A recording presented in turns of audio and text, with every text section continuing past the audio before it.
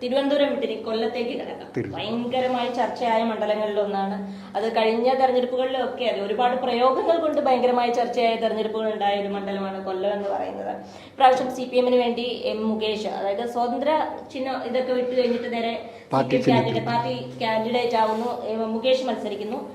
RSPക്ക് വേണ്ടി UDF വേണ്ടി NK Premachandran രംഗത്തുണ്ട്. പിന്നെ അവസാന ലാപ്പിൽ ഓടിക്കേറിയ BJP സ്ഥാനാർത്ഥി എന്ന് പറയാം കൃഷ്ണകുമാറിന്റെ കാര്യം. അദ്ദേഹം വന്നതിന് ശേഷം ഒരുപാട് മാധ്യമ ശ്രദ്ധ ആകർഷിക്കുന്ന ഒരുപാട് കാര്യങ്ങളിലേക്ക് കടന്നുപോയെങ്കിലും കൊല്ലം എങ്ങനെ തിരിയുമെന്നുള്ളത്, കൊല്ലത്തെ സംബന്ധിച്ച് നമ്മൾ പറയുകയാണെങ്കിൽ വലിയ ഇടത് ചായവുള്ള ഒരു മണ്ഡലമാണ് കൊല്ലം എന്ന് പറയുന്നത് കാലാകാലങ്ങളിൽ.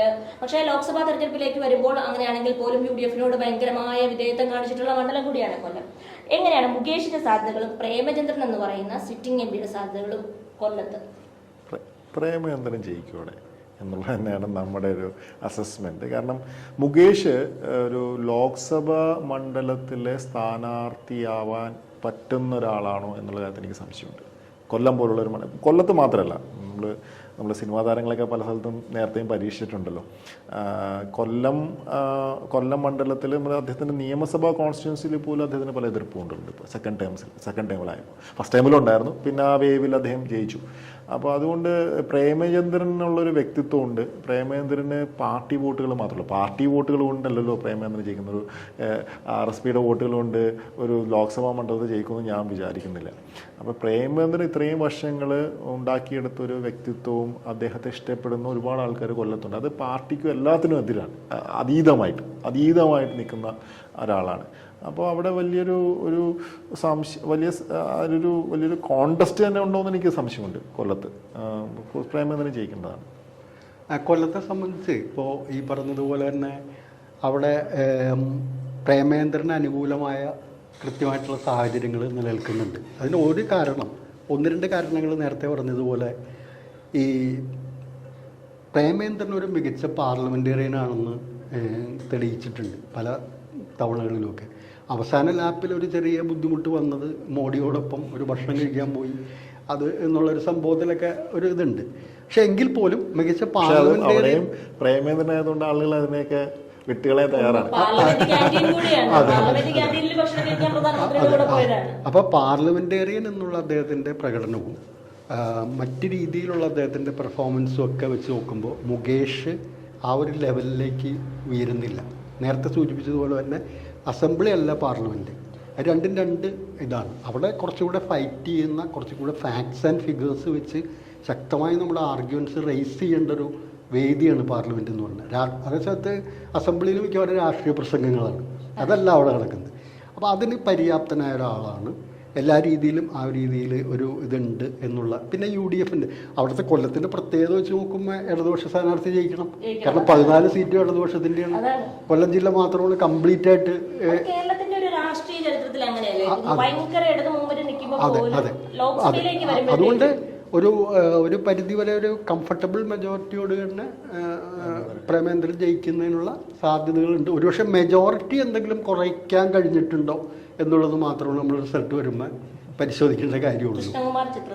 കൃഷ്ണകുമാറിന് ഒരു ഇമ്പാക്റ്റും അവരുടെയൊക്കെ അവിടെ ഒരു നേരിട്ടുള്ള രണ്ടുപേരുടെയും മത്സരം തന്നെയാണ്. അവിടെ ഒരു ഇമ്പാക്റ്റും കൃഷ്ണകുമാർ പ്രത്യേകിച്ച് ഉണ്ടാക്കുന്നില്ല. ഭയങ്കരമായ മത്സരം ഇതിനു മുമ്പ് നടന്നിട്ടുണ്ട്. MA ബേബിയൊക്കെ പ്രേമചന്ദ്രനെതിരായിട്ട് വന്നിട്ടുണ്ട്. എന്നിട്ട് പോലും അന്ന് നമ്മള് കുറെ പ്രയോഗങ്ങൾ കണ്ടതാണ്. പിണറായി വിജയൻ കണ്ടതാണ്. അത് ഭയങ്കരമായ രീതിയിൽ സഹായിച്ചു. അത് മാത്രമല്ല, അത് ബേബിക്ക് വലിയൊരു ബുദ്ധിമുട്ടുണ്ടാക്കിയ കുണ്ടറ മണ്ഡലത്തിൽ പോലും താഴെ പോയി. കുണ്ടറയുടെ MLA ആണ് അവിടെ പോലും. ആ രീതിയിൽ പ്രേമചന്ദ്രന് കൊല്ലംകാർക്ക് ഒരു പ്രത്യേക അതാണ് ഞാൻ പറഞ്ഞത്. ആ ഒരു താല്പര്യമുണ്ട്, പാർലമെന്റേറിയൻ എന്നുള്ളൊരു ഇതുണ്ട്. എല്ലാ cutting across all communities, all sections of the people, എല്ലാവർക്കും ഒരു താല്പര്യമുള്ളൊരു വ്യക്തിയാണെന്നുള്ളൊരു പ്രശ്നം. ആ ലെവലിലേക്ക് മുകേഷ് വരുന്നില്ല.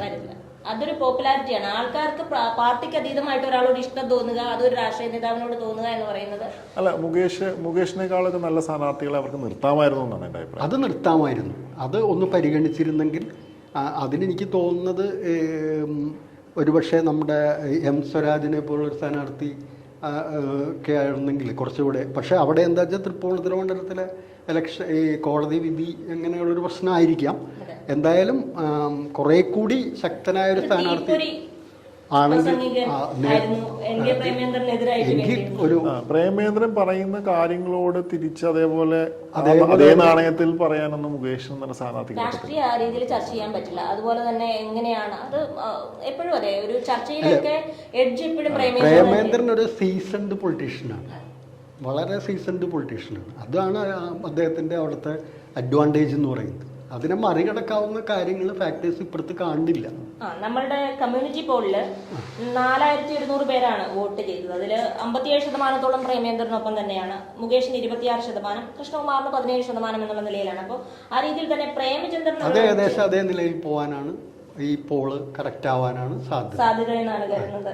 കൊല്ലത്തിന്റെ സാഹചര്യത്തിൽ വേറൊന്നുമില്ല. എത്ര ഭൂരിപക്ഷം എന്നുള്ള കാര്യത്തിൽ മാത്രം ഒരു സംശയം എന്നുള്ള നിലയിൽ മാത്രമേ ഉള്ളൂ. രണ്ടുപേരും കൊല്ലത്തിന്റെ കാര്യത്തില് ഏകപക്ഷീയമായ തീരുമാനമാണ്.